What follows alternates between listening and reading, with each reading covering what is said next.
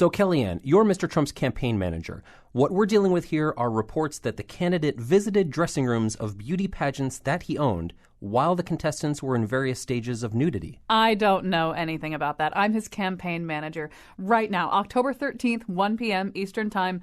That was the past. I don't know about the past. We have an interview with somebody who was there. This is the former Miss Utah in the Miss Underage Totally Off Limits beauty pageant. Mr. Trump came in while we were dressing for the swimsuit competition, and he took off his own... Stop playing that clip. Stop it. I don't know about it at all. Nothing. I was not even in the Miss Jailbait pageant or whatever it was. I do not know about it. Do you get that? Well, as his campaign manager, couldn't you ask him? How would I do that? You could call him. You could say, "Hi, it's me, your campaign manager. Did you look at naked girls? Did you grope a woman on an airplane? Did you back a reporter up against a wall?" Stop it. I'm not able to ask the candidate questions, and I'm not able to find out whether things in the past really happened. Something is wrong with space and time. We have a statement coming today from a top physicist. Stephen Hawking? Who? No, just some random guy at a secretarial college in New Jersey. This just in. We have a new report of a woman who says she was... See, now I can't even hear you because solar flares are bouncing off the Frim field. I gotta go. There are some people talking about, I hope, not groping. And now he likes the way Donald touches him. Colin McEnroe. As we planned this season, I just said, we'll just hold the October thing open for an election show. We don't know what the show will be, but we know that everybody's going to want to talk about that. I couldn't have been more right, apparently. Look, we've never had as big a crowd here. We've got a great panel, exactly the panel that I hoped we got, sitting furthest away from me, but closest to my heart, Vivian Martin. She is a professor and a chair. She is Dr. Vivian Martin, if it comes right down to it. She is chair of the journalism department at Central Connecticut State University. Dan Haar is sitting next to her. He is, of course, a columnist for the Hartford Courant. And then sitting immediately next to me is Ross Garber. He is a partner at Shipman and Goodwin. We're going to talk, obviously, I think a lot of people feel as though, we're calling this, honey, I broke the democracy. And I think a lot of people do feel as though important institutions of our democracy aren't working the way they're supposed to work. And we're also wondering what it's going to take to get them back, assuming they're repairable. The question that I told the panelists we'd begin with, and Ross, I'll begin with you since you're sitting closest to me. As you look at the 2016 election cycle, does this seem as though it is a cycle, that we are simply cycling through one phase of our political process and of our political history? Or does it seem as though something very different, something sui generis is happening, something that might depart so far from the norm as to not be possible to cycle out of? When I ran for Attorney General, I saw the Tea Party making, significant waves. This was back in 2010, and the question I was asked most was what I would do as Attorney General of Connecticut to deal with illegal immigration. This was 2010. This was Connecticut. We're obviously not a border state. I assume they weren't talking about Rhode Island. And so I think what this election cycle has told me is that it's part of a trend that didn't start with Donald Trump and didn't start with Bernie Sanders, and it didn't start in 2010, but it's been percolating for quite a while. Take a look at Congress, for example. Listen to Ted Cruz. 20 years ago, I think many of the things that Ted Cruz and even Marco Rubio and some other Republicans said would have been viewed as incredibly, incredibly extreme. But in this election cycle, they were viewed as moderates. And I'll confess, I've been involved in Republican politics for a long time. I worked on the Reagan-Bush campaign when I was in junior high school. So this, I think, has been percolating for a long time. And I think the important thing, and I think we'll get to the lessons, is that we pay attention to it. We don't view it as just an anomaly. We don't view it as just a part of a cycle even. But we look at it and ask ourselves, what does it say about the state of our country? What does it say about our populace? and what does it say about our democracy? I think Trump represents a blip, a downward blip. It's not going to be that bad forever, but at least it's sort of like this year on the drought and heat index, where it was the worst year ever. We can expect it won't continue if the same downward velocity, but at least it is a direction, and I think it's because of both engagement, economics, and education. Can I disagree with Dan on two things? One is, I don't think Trump is going to be an extreme example of what we might see. That's number one. I think it could get more significant than Trump, number one. But I don't think it signals the decline or the end of the republic. I think the question is, what does this Trump thing tell us? We were talking beforehand. Trump is not some marginal candidate. He's not some fringe player. I mean, he's got the support of essentially half of the American electorate. So what does that tell us? To me, one of the things it tells us is that he's not extreme. And the more we think that he's marginal, the more we treat him as marginal, I think the more danger the republic is actually in.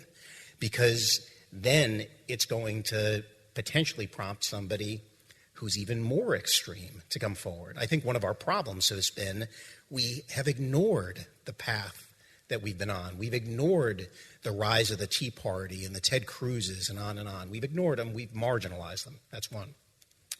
But I'm actually hopeful because I think, unlike what we saw in Turkey and unlike what we've seen in the Arab Spring, here in the United States, I think our system can accommodate that. And we actually can look at that. We can take it apart and we can tweak or adjust, maybe even significantly, our institutions of government to accommodate it and make some progress. To that point, Vivian, that Ross is making, this idea that Trump is kind of a placeholder for a bunch of people and a bunch of ideas that were sitting there for a while. I mean, there's this notion, I think it's Josh Marshall from Talking Points Memo, who says he's been working for a long time on this piece about the self-radicalization of Donald Trump, by which he means that, Gail Collins put it a different way. She said, if the crowds at the rallies were really interested in gardening, half of his campaign would be about mulch. And Marshall's point is that Trump came to the campaign with a somewhat thin agenda, a very, very bare-bones structure of rhetoric, and then went to the rallies and just as people screamed affirmatively and clapped and got excited, that fleshed out his ideas, that he really hung meat on the bones of his ideas based on what thousands of people showing up at his rallies were telling him. I don't know. You're nodding as though this rings true. I absolutely agree. I think that he tapped into something out there, and that's why we can't think of him as marginal, because it's there. Clearly, we're coming to a point where every 4 or 8 years, just the word change is enough to motivate people to get really riled up and angry. And ideas are not at the heart of anything. It's a pop culture phenomenon. It's not about, even last night or at the debate last week when they're talking about specific points. I mean, the war on coal. Who thought that war on coal would become some kind of a rallying cry without one single word in 93 minutes about what the war on coal is about and what it means and what the cost of coal is and what the benefits of coal are to both jobs and all that stuff? It's not about ideas. And if it's not about ideas, I'm having a hard time accepting that it isn't marginal, because it is in the fleeting category of pop culture that by definition is not about anything other than the moment. Well, except I think very few things are actually about ideas. Like in this room, we pay a lot of attention to ideas. We read, we think, we watch, we think, we talk. I think in real life, very few things are actually about ideas. They're about feelings. They're about, motivations. And when people said we want change a couple of cycles ago, they got change, but then they're saying, well, that's not enough. People on the right and the Bernie supporters, they're saying, no, I think you guys didn't really get it. Electing a U.S. senator is not the change that we were really looking for. And electing, a former U.S. senator, Secretary of State, that's not what we're talking about. And maybe even electing a reality TV star without ideas that we agree with. Maybe that's not even. No. It's not ideas that we agree with. It's without ideas. Well, right, just ideas. Again, I'm trying to play the Republican on the panel, Right. Can I I want to be a panelist for a second instead of the moderator and say something about that, which is that I do think that it's very significant where Donald Trump came from and particularly how he got his fame, and a lot of it was in reality television. And there's a central fantasy, a psychological substructure to a lot of reality television. It's in American Idol, it's in The Apprentice, it's in Survivor, it's in The Bachelor and The Bachelorette. It's the central fantasy is that you can get rid of people. All of those shows end with an elimination every week. It's true. Every single one of those shows, and the fantasy also is you can get rid of the person who's not functioning very well, who's getting on people's nerves, who's not carrying his or her weight, that kind of thing. And obviously in real life, you can't do that, right? I mean, it's very difficult to fire people. The people at work that you don't like, they're going to be there tomorrow when you go into work again. You're going to be eating Thanksgiving with the same people, Thanksgiving dinner with the same people for the next 30 years. I mean, basically, people don't go anywhere. And that some of the structure of Trump's reality TV show, like so many other shows, was about elimination. I don't think it's any surprise that he's very successful with a message that includes that. People that you don't like, people who might interfere with your ability to be happy, can actually be eliminated from your midst. I want to also, Ross, there's a sense that we have, I think, that norms, the norms of political discourse, the norms of campaigning have, and presumably, therefore, also the norms of governing are a little bit broken in this election. It just seems like, in the Lincoln-Douglas debates that Dan was talking about before, nobody talked about how fat Rosie O'Donnell got. I mean, watching a presidential debate and people are talking about something like that, you just think there's something that's gone wrong here, and that Trump in particular is gifted at violating these things. But I've started to wonder about that, particularly as Trump began to bring up the experiences of the Clintons in the 90s. And I realized that, Bill Clinton was really remarkable in the sense that he could run for president with the kind of personal baggage that he had going in, that Jennifer Flowers could materialize as an issue in the campaign, prior to New Hampshire, that he could push through that in his second term, the Monica Lewinsky stuff could materialize. I remember being on the air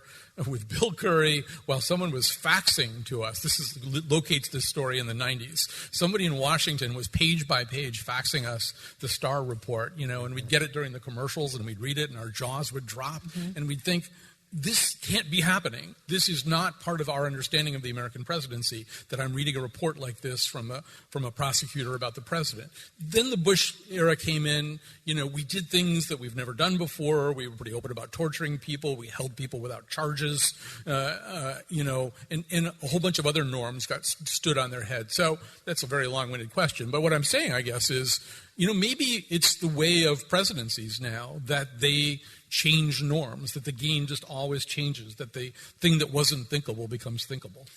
Well, that's part of it, and I think it's the thing that I think Trump realizes that perhaps the other candidates didn't, and I actually think it's two things. One is if you're going to run for office, you got to get attention. It's why I'll never run for office again. I really liked sort of talking about the substantive policy issues, and I really like talking about the job. That's not what it's about. It's about getting attention. And these days, with all the social media and all the TV and all the ways we can get information, the way you get attention is by doing something outrageous. And it's why the press is covering Trump. It's not because of his ideas. It's because he demands the attention. He says stuff where you can't look away. That's number one. The other thing is I think he also understands better than most of the other candidates, and it's something that Clinton also understood, which is sort of the power of a narrative. And I think he gets that his audience wants to sort of hear a story, hear their story, and it's different than ideas, and it's different than debates. And again, he can do it in a way that winds up attracting attention, but adhering to norms, it becomes a challenge. All right, live from Watkinson School. We'll be right back after this. That bastard making fun of me in front of all my peers. Those people think I own this town. You're stripping all my gears. Well, guess what, Mr. President? I'll be seeing you in 4 years. Though on the campaign trail, the papers paint me like a clown. Still only see a crowd who crown. I point out all my enemies just so my fans bring them down. Isn't anybody going to stop me? I don't want this job. I don't want this job. All right, we're back. We're at Watkinson School with Vivian Martin, Dan Haar, and Ross Garber. We're talking about how the democracy got broken. Well, Vivian, one of the startling experiences for me recently, right after the first debate, I asked my class the next night, I said, I want to go around the table. Each one of you describe to me exactly the circumstances under which and the equipment and software that was involved in your consuming the debate. In other words, I want to know what you watched the debate on, but I also want to know what kind of parallel programs you had running, what you were doing. And, it was more breathtaking than I thought it would be. Of 15 people, no two people had an identical experience. People were, in fact, doing a lot of simultaneous use of Twitter and Facebook and things like that. People were mixing different mediums. People who had busy lives were, trying to follow the debate, getting out of work, picking up pizza, and using all kinds of different ways to stay in touch. I think one guy was listening to NPR on the way home and then had it stream on his phone as he was coming up the sidewalk to his house. And one of the things that you realize is that a lot's going on, that the old monolithic top-down experience of consuming journalism, which is basically you watched something and then maybe Walter Cronkite or somebody told you what it was you just watched, is just so multi-layered now that when Matt Lauer was doing his commander-in-chief forum, he was already being gamed by other journalists right away. Like you're watching on Twitter, people are ripping him to shreds, and meanwhile other people are playing both sides on social media. Anyway, you get the idea that it's just not it's a different experience now. Right. I happened to pay attention to that, particularly last night, because I had students who were fact-checking on an assignment. And there was some initial pushback because a few claimed that they were going to bed. And 20-year-olds going to bed at 9 o'clock, that's just not. But I did have that sense of that because students, some of them were at watch parties and other things. But I remember one student did tell me that she was fact-checking on her computer. She was tweeting on the phone, and they had the TV on. But one thing I want to say about that is that, and I was watching it in a room with a number of people, and people were doing different things too, not just millennials. We had the TV on. I had my computer and my phone. And I noticed that when things would come up, people in the room would say, "Is that true?" You Google that. My students were reporting similar experiences, so they're less trustful. This election, it's making them Google and check certain facts, but it was just interesting that part of the screen experience was checking a lot of other information. And in fact, at one point, when Kane said that the Clinton Foundation is a highest rated foundation and that it's ranked higher than the Red Cross, a couple of my students went to check that out, and the website had crashed at one of the philanthropic sites because people were checking, because it's like, we can't believe these people. So they're home.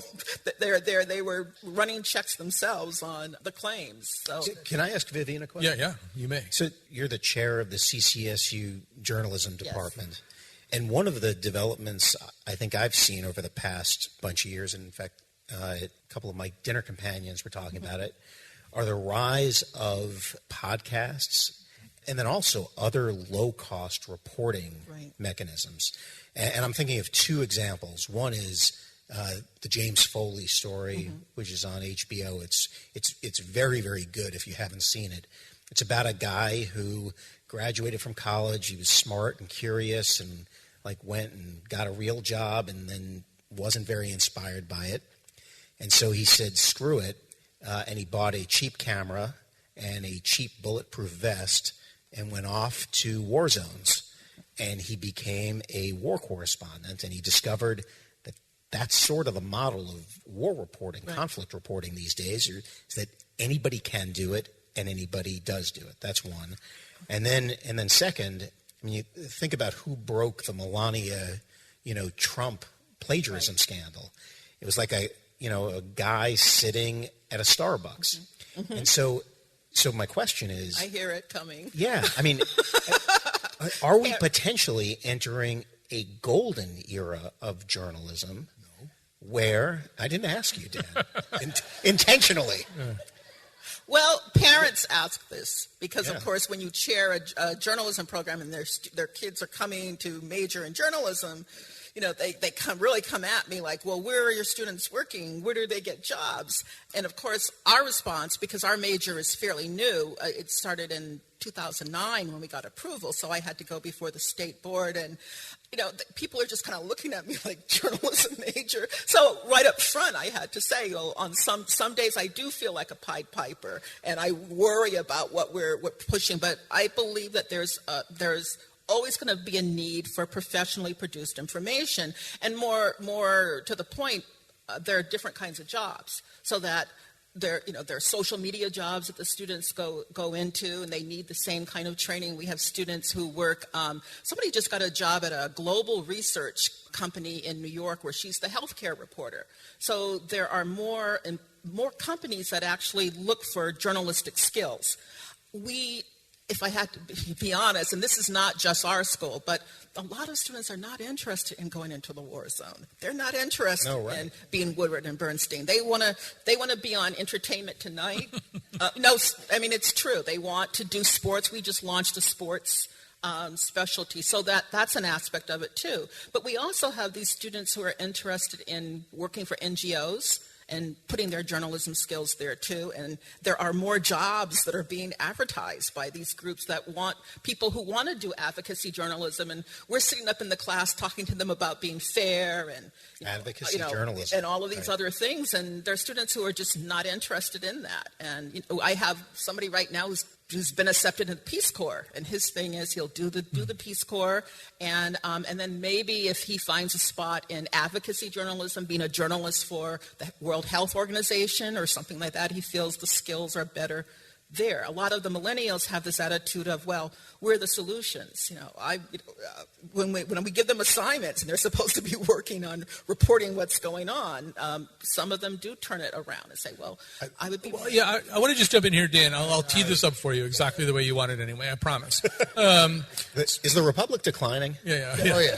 So Ross, one of the things that I'm noticing is, as I'm teaching this class at Trinity, every week we strike one more thing off as essentially meaningless. It's kind of like, well, vice presidential debates don't really mean anything. Political ads don't really mean anything. Maybe presidential debates don't mean anything. Last night we were talking about fact-checking, and ultimately I said, do you think that fact-checking services like factcheck.org and PolitiFact, does it mean anything? And a lot of them said, no, not really, because ultimately people feel very free to reject knowledge that they don't like. Of course, Stephen Colbert, of course, famously said, facts have a well-known liberal bias. And Chris Christie said the same thing in the post-debate spin. He said, the fact-checking services can't be trusted. They're biased. And so, in a way, that gets us to this kind of reductive agnosticism where we have to start asking ourselves, what can we trust? How do you establish enough trust in anything so that people can even begin to talk about it? So long as I don't have to pretend I know what reductive agnosticism means. I think we are potentially entering into a golden era of journalism because it all, I think, is going to be in how you define it. So right now, we are all journalists at a certain level. If you have a Twitter feed, if you have a Facebook feed, if you've got a Snapchat feed, if you've got a cell phone camera, you can take information and blast it out to a lot of people. So you're potentially a journalist. I think where sort of the media institutions have a very, very important role is in actually getting it right. And that's where I think there actually can be vast improvement. We were talking a little bit earlier about a phrase that I've had reporters use with me when I ask them to actually get the facts right. And they tell me that they're practicing iterative journalism. Iterative journalism means that they post the story on their online format, and then they'll update it as they get actual facts. And so chill out, Ross. It's going to be okay in the end. We'll get around to actually getting it right at some point. And it's not just sort of the small regional papers, and, wherever in the country. But, take a look at the corrections that the New York Times, the Washington Post, the Wall Street Journal, and other media organizations make. Take a look at the corrections, because I think there's a role for them. And so I think, these days I get sort of more of sort of the news I can use, I think, from, in a way, the New Yorker than from a lot of those daily papers. I think that there's a significant role to play there. And there may also be a role even for broadcast journalists to play in that area, because right now the broadcast journalists from the major networks are acting in many ways like, they're kids with cell phones, and that's it. And they're just throwing stuff out there. It is right now, I think, the wild west of journalism, but I think that's when it might get interesting. Obviously, Ross, we all missed something. We didn't get it. We didn't understand. We wound up with these two candidates. Many people would acknowledge that both candidates are deeply flawed. Maybe one of them is more grotesquely flawed than the other one, but these are flawed. And that we didn't understand something. We didn't see Trump's coming. We didn't see Bernie Sanders coming. So one of the questions is sort of, why didn't we see it coming?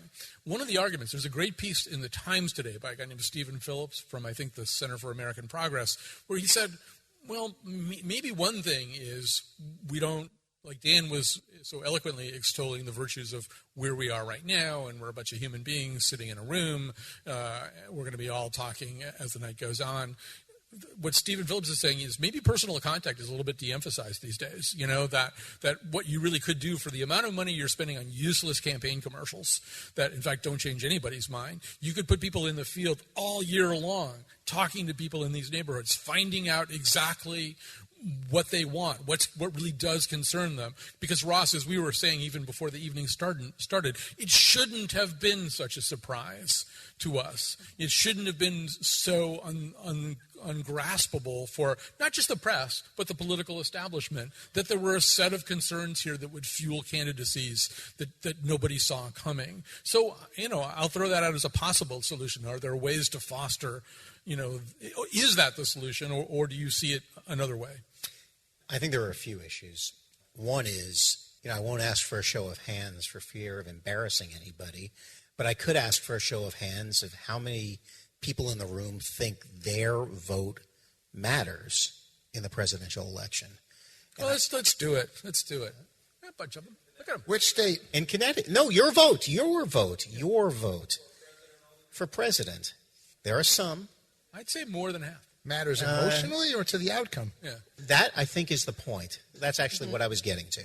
So we all know, I think, that it is unlikely that our individual votes are going to affect the actual outcome of the presidential race. But I think, especially in this room, we also recognize that our votes actually do matter.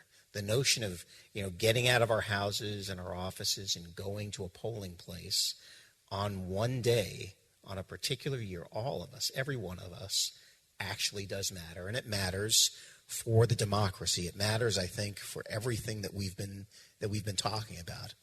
And why do we think that? Especially when contrasted with, I think, what the real answer to the first question is. I think in some ways it may be sort of a demographic skew in this room, because I'm post Vietnam. My generation had no war, really, that a significant part of the population fought in, and further generations had no war, no unifying cause that most of us had to participate in. And this is my way to shoehorn in the movie Fight Club. If you haven't seen it, you should, because that'll tell you everything about, I think, where we are politically. I think one of the things we can do is think about that issue. What's going on with the Bernie supporters? I think one of the things that's going on with the Bernie supporters is they are rallying around something or some number of things. They have a cause to believe in. I think it's the same thing with those Trump supporters. Are they rallying around an idea, like one idea? I don't think so, probably not. But they're rallying around something, and I think as human beings, we have a need, a desire to do that. And when we don't have that, well, then we just, fight each other and things disintegrate. And so I think that's something to think about. Think about it in terms of our civic education in school. Think about it in terms of national service and increasing emphasis on national service for students and graduates. I think it's something to think about in terms of campaign finance issues. Yes, I'm a Republican, but I think when people perceive that they are disenfranchised in favor of big moneyed interest, it causes a challenge in the democracy. And I think one of the things Trump in particular has been skilled at has been giving people an other to fight against, which is, I think, in some ways the most powerful motive we can have. And unless we want that to be sort of the legacy of this election and sort of to be the next thing that we focus on, is trying to figure out who the other is, I think we don't want to blame ourselves, but sort of take a look at our institutions and see whether there are ways to engage us further. We could also do proportional awarding of electoral votes. Then all of their votes would matter. Right. Maybe a tough fix. No, they wouldn't. No. Connecticut would be just as ignored. Maybe. It's just different places would be ignored for different reasons. Yeah. Sanders, I think, was a little bit more predictable. There's always been a white-haired liberal who rallies students. Eugene McCarthy, John Anderson, Barry Commoner, Ralph Nader. Sanders is part of a longer tradition, I think, a lot less unpredictable. Not to say that your point isn't valid, because Trump alone demonstrates the point that people are yearning for something. Yeah, the superdelegates in the Democratic Party helped Hillary. Well, that's right. Right? Yes, that's right. There were too many superdelegates in the Democratic Party to stop Hillary, and there were too few superdelegates in the Republican Party to stop Trump. So you want a Goldilocks. That's exactly right. So 300, next time we know, 300 is the right number of superdelegates. We'll take a break. We'll come right back. We're live from Watkinson School. Audience. Yay. I never said a thing. It feels like superdelegates. You say that you get to choose the president, but some would say that you're irrelevant. I know that subject is superdelicate, but let me tell you something about superdelegates.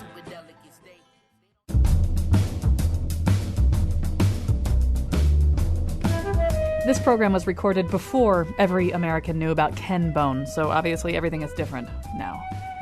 Today's show was produced by me, Kyone Wolf, with help from our friends at Event Resources. Greg Hill and Lydia Brown appeared in the intro, and special thanks to Jenny French. To hear all of our shows, visit us at wnpr.org/Colin. On tomorrow's show, The Nose talks about two old white guys, Steve Martin and Bob Dylan.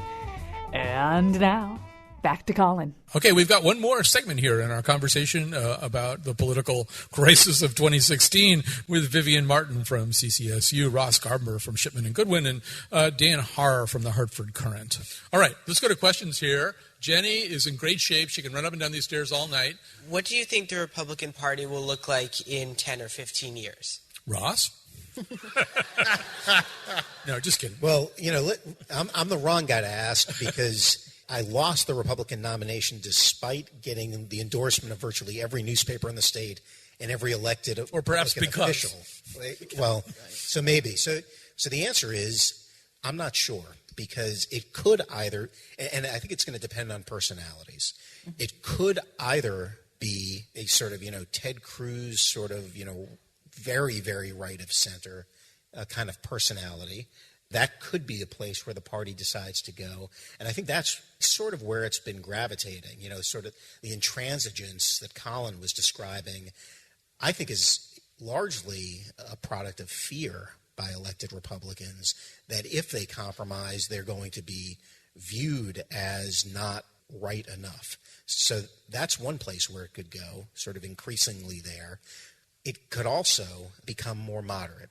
And if there were somebody, and I can't think of that person right now, but if there were somebody who was a more moderate, conservative, libertarian bent, who was a compelling person, Susan Collins, I could Don see Huntsman.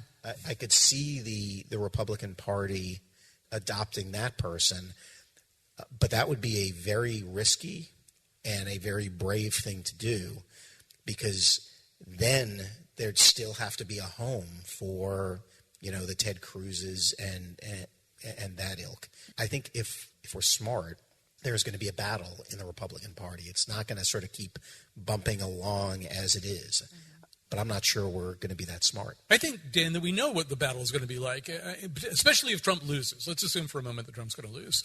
What you're going to see is a battle that you basically saw in the late 60s and mostly in the 70s, culminating with Ronald Reagan, right? Ronald Reagan, after Goldwater, with a very extreme form of conservatism that freaked people out and tanked them, there was kind of a long battle in the party for control. And Ronald Reagan eventually came forward as a guy whose positions weren't all that different from Goldwater's, but they were presented in a much more palatable way, that he really knew, how to move that much closer to a civilized center to get those across. I'm assuming if Trump loses, there'll be a struggle like that one. I certainly hope that doesn't happen, because in addition to the Goldwater backlash or turnaround, it took 12% inflation and 17% interest rates and 9% unemployment for Reagan to arise. And so I hope we don't see that. What we may start to see is more of a party of technocracy versus a party of ideology. And what I believe is that there are no right policy answers, as we saw with welfare reform.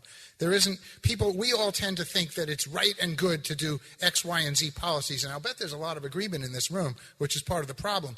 But the reality is that, for example, extending unemployment to 99 weeks, that was really, really stupid for people who took a 99-week vacation and could very well have gotten jobs. And it was really, really good for people that were just plain down and out and couldn't get jobs in places where there were no jobs. There are no right answers. There are more right ways of managing. And that rise of the technocracy, I think, is in some ways dangerous, but in some ways necessary. That may pair off against ideology, and so you have two different types of parties.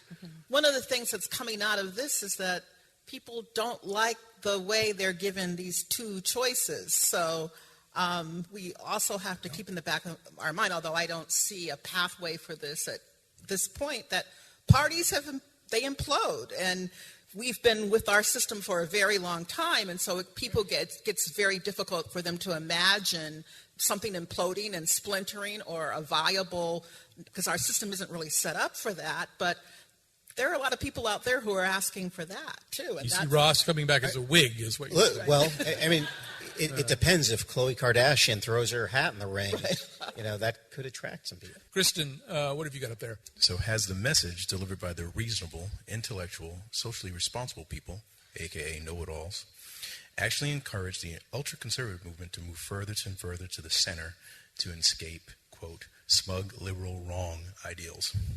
Does the enlightened left bear responsibility for some of the ill will of the disenfranchised right? So you're saying, is this Dan's fault? That's what you're asking. I took that personally. It's certainly, Michael Moore has a theory of this election that goes kind of like that this election, I call it the Spicoli election. Do you remember, it's the Sean Penn character in Fast Times at Ridgemont High, the guy who orders a pizza during class and stuff. That Michael Moore's theory is that this in some ways does represent the rise of the people in your middle school class who weren't even interested in the restoration of order. If the teacher was trying to restore order, they were the ones who were disturbing it, that they're resentful of all kinds of top-down information, and that this is their rebellion. I just quickly want to say that Michael Moore has this, I think it's Michael Moore, has this other theory of this election that's so great. And he says that one of the ways that Trump has prevailed is like this, that there's this whole idea, which I didn't even really know, that vampires have to count things. It's not just the count on Sesame Street, just vampires in general. They have to count grains of sand and stuff. And that if you want to get away from a vampire, you throw up a handful of rice and the vampire has to count it all while you run away. And that Trump has kind of done that to the press. He just throws up all this stuff, 20 things, and the press is they're kind of going, well, no, he said that too, and meanwhile Trump is running on to the next thing. That's right. That's actually this PTSD statement of 2 days ago is a perfect example of that. Yeah. It only got a half a cycle of coverage, and yet for any other candidate at any other era, it would have been absolutely outrageous. The very idea that a candidate nominated by a major party running for president, as Ross says, half the electors, to say that people who suffer from PTSD are suffering because they're weak and can't handle it is phenomenally irresponsible and idiotic. And I think that gets my view of your question to that end is what I've been thinking about a lot lately is if you are a well-educated, urban professional who's community-minded, chances are you are for not Trump. And your question is not how do you deal with Trump as yourself as a voter, it's how do you deal with friends and family who are supporting Trump? Mm-hmm. And so do you ostracize them or do you empathize with them? And I'm looking at that very closely right now, and I find that they're slightly more humanist in the people, and they say let's let people vote how they want. That's the Jim Bond theory. But there's also the question of, no, maybe these people don't deserve any empathy or sympathy or friendship even, and we're going to cut them off. And you laugh, but that's what's driving people to react strongly against our strong beliefs. And so I'm torn between my beliefs and my emotion. Mm-hmm. I have that same thing, too, even in the classroom, because I do not talk my political views. I mean, I think some students know that I'll vote for Hillary, but I don't talk it. And part of it is because I know that with some of them, particularly since the whole Bernie thing, they feel that they are not listened to. And I've had to read a number of papers about this, about millennials not being listened to. And so I don't want to push so much, because I've seen some colleagues kind of like just jump on them and tell them, oh, no, you just can't do this. You can't vote for Gary Johnson. And so it's an interesting dynamic, because I don't want to push them into another column. So I just kind of hold back. But I do think that is a phenomena, that term, that whole... I want to hear Ross. Ross, you have the hardest job of them all in many respects. I mean, you are often talking to your fellow Republicans with whom you have made common cause in the past, and some of them, for various reasons, are Trump supporters, and you're not. And outed. I didn't say that I wasn't. I know you was. We've still got a while before Election Day, and there's a secret ballot, right? But I think this question, the one we've just been addressing, may be the most important question of the night. And I think we're going to disagree. I'm going to disagree with my friends on the panel on it, because I think that Dan may have a self-fulfilling prophecy. If we marginalize half of the electorate who supports Donald Trump, if we marginalize them, if we call them the other, if we say they're whatever, label them, I think that's when we're going to get into trouble, because the message that we are sending them is that they are not powerful, is that they are marginalized, is that whatever they're trying to communicate, whatever it is not being heard and not being understood, which is one of the things, after all, I think is behind the Donald Trump movement. And so I actually have been fascinated. I probably hang out with more Republicans than other folks on the panel. And I have been very interested. Right, that's probably not hard, right? But I have been interested to sort of hear where they're coming from, and whether it's in Connecticut or Washington or Alabama or wherever it is, where are they coming from? What's their perspective? And I think it's important that we hear it, because we may have another chance. We may have another chance to sort of get things right if we listen to them.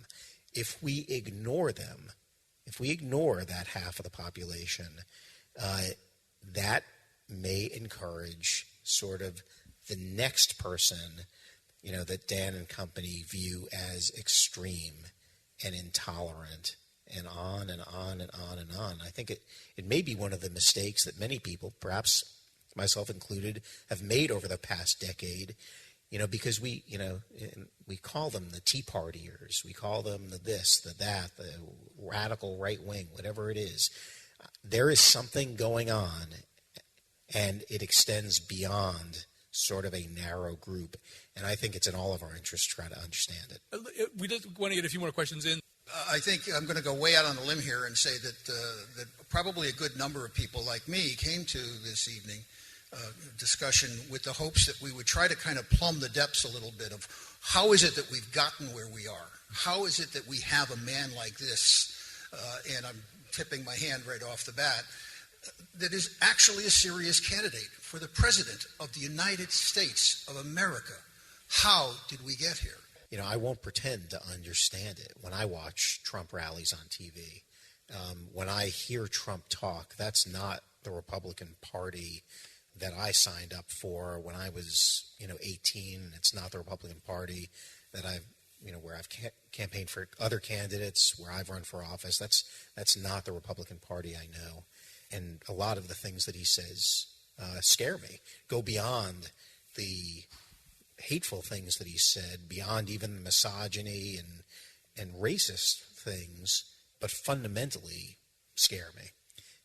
And so I try to listen to the people who support him. And what I hear from them, again, for whatever my sample is worth, is it's a reflection of sort of generally what motivates us in many of our decisions in our lives. I think what often motivates us is, on the one hand, love, and on the other hand, fear. And Trump has done a very, very, very, very good job of speaking to a fear. And I mentioned before, it has been a long time since many Western democracies have been involved on a wholesale level in a real war, in a real conflict, which has bound us together. Think of the country we were more immediately post 9/11. We're sort of a long way from that. And I think Trump has done a very good job at pointing to the other, and whether it's people of other religions, other races, other countries, and making people fearful of that, and also exposing a genuine and in some ways well-founded fear in many people of the future. Our economy is a potentially scary thing. Our educational system is a potentially scary thing. And, the people that Colin was talking to at the Trump rallies are likely to be among the most affected by that. We are seeing jobs outsourced to overseas, and we're not seeing the readily available replacement jobs. And so I think, that fear really is a substantial motivator, and there is really not much on the other side, sort of the love side. I'm a Republican who carried around Bill Clinton's 1993 inaugural address on my phone. He was a candidate who I think could speak to our better angels, tell the story of America going forward in a way that Hillary Clinton and the other candidates in this election haven't been able to do. And I think that's a lot of what's going on. That was such a good answer. I think we might just end the evening right there, if that's okay with everybody. Plus, we've also had you sitting here in these seats for a really long time. I do want to tell you a couple of other things. First of all, if you had a good time tonight and you've never been here before, come back in January. It's going to be a very different kind of night. We're going to be celebrating the genius and the music of Brian Wilson. We're assuming that it's going to be very cold in January, and you're going to be unhappy. It'll be dark, and you'll want to hear beautiful music about sun and the beach, and we'll have Watkinson has this wonderful piano that they don't like us messing around with that much, but we're going to take it out. We're going to bring musicians in here and experts on the music of Brian Wilson. So come back for that. We'll have another one of these dinners, and we'll talk about music. And you guys, we always at the January ones, which are always about music, we always make you guys sing with us. We give you the lyrics, and you sing some songs.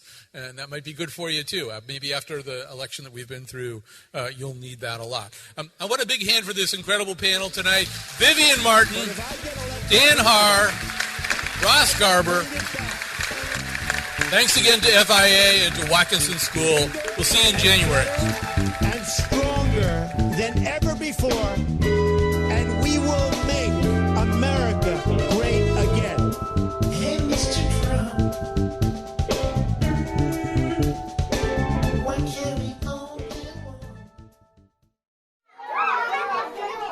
Children, settle down, settle down. I want to tell you about the final month of the near-tragic 2016 election.